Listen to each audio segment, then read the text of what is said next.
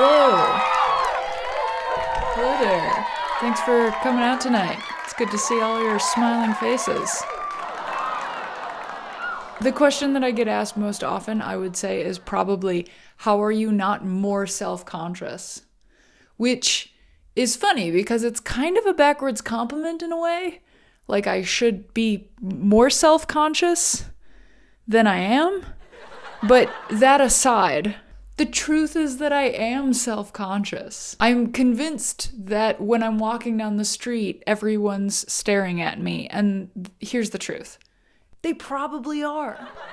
I'm a very tall blonde woman who oftentimes walks down the street filming stuff wearing all black, including a mask and sunglasses. It's a fashion choice. People are going to stare at you, and we can just accept that to be fact. But you can decide whether or not to care about them staring at you. You have the choice of discomfort either way. Either you try to fit in and not be yourself, and that'll probably make you uncomfortable. Or you can be yourself and truly express yourself, and it'll probably make you uncomfortable because of your self-consciousness.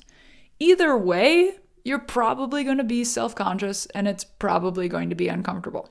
That's the human experience, I think. At least in my experience, that's been the human experience. So I choose to be myself as much as possible. And the thing is that oftentimes this helps other people also feel comfortable being themselves because they see my quirky oddness and they let their guard down. Which makes a better time for everybody, honestly. Then everybody's comfortable. And I know it would be far too easy for me to say, just get over it and stop overthinking. And that would be rich, actually, for me to tell you that. But here's what has helped me. You gotta realize that it is futile to try to be suave and charismatic and charming all the time. I've tried it, doesn't work out.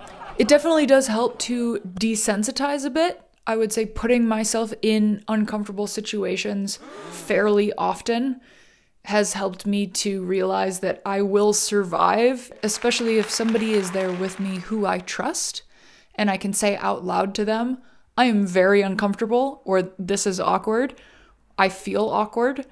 That helps to kind of diffuse my anxiousness a bit. And just accepting the fact that people are going to stare, assuming it from the beginning, and trying to focus my intention instead on whether or not I'm having a good time, and if there's something that I could do to make myself have a better time than I'm having, and possibly even to help other people that I'm with have a good time, then, the focus becomes a mission. And instead of focusing on my self-consciousness, I'm now trying to help other people.